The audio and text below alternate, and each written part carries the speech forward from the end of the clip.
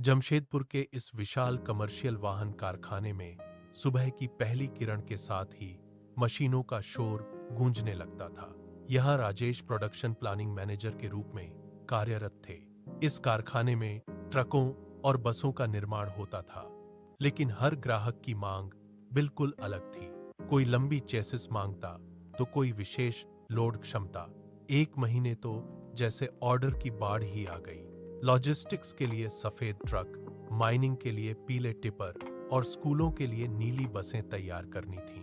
राजेश के सामने सबसे बड़ी चुनौती यह थी कि इन सभी अलग अलग मॉडलों को एक साथ कैसे प्लान किया जाए। विशेष रूप से बाय यानी बॉडी इन वाइट शॉप में समस्या बहुत गंभीर थी। हर केबिन के लिए अलग वेल्डिंग फिक्सचर की जरूरत पड़ती थी। भारी ट्रकों के लिए मोटी धातु की शीट चाहिए थी, जबकि बसों के लिए लंबी संरचनाएं। जब भी एक मॉडल के बाद दूसरा मॉडल आता, रोबोट को फिर से रिप्रोग्राम करना पड़ता था। फिक्सचर बदलने की इस प्रक्रिया में घंटों का कीमती समय बर्बाद हो रहा था। कर्मचारी परेशान थे और उत्पादन की गति धीमी पड़ती जा रही थी।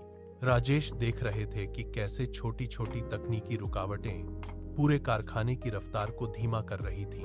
पेंट शॉप का हाल तो और भी बुरा था। जब एक पीले माइनिंग ट्रक के बाद सफेद ट्रक को पेंट करने की बारी आती, तो पूरे स्प्रे सिस्टम को गहराई से साफ करना पड़ता था। इसमें न केवल पेंट की भारी बर्बादी होती थी, बल्कि समय का भी बहुत नुकसान होता था। राजेश ने गौर किया कि असेंबली लाइन पर स्थिति तब और भी गंभीर हो गई, जब एक गलत सीक्वेंस की वजह से पूरी लाइन अचानक रुक गई। कल पुर्जों की कमी और तालमेल के अभाव के कारण कारखाने के फर्श पर सन्नाटा पसर गया। हर बीतता मिनट कंपनी के लिए बड़े घाटे का संकेत था।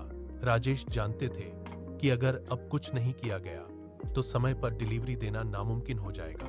राजेश ने तुरंत एक नई रणनीति बनाई। उन्होंने समान वेरिएंट्स को एक साथ ग्रुप किया और पेंट के रंगों के बैच को व्यवस्थित किया, ताकि सफाई का समय कम हो सके। उन्होंने असेंबली शेड्यूल के साथ मटेरियल सप्लाई को सिंक कर दिया। इस योजना का असर जादुई था। डाउन टाइम कम हो गया और दक्षता बढ़ गई। प्लांट हेड ने नए इंजीनियरों को समझाते हुए कहा कि राजेश ने साबित कर दिया है कि स्मार्ट प्लानिंग ही इस उद्योग की असली ताकत है। अब हर वाहन समय पर अपनी मंजिल की ओर बढ़ रहा था।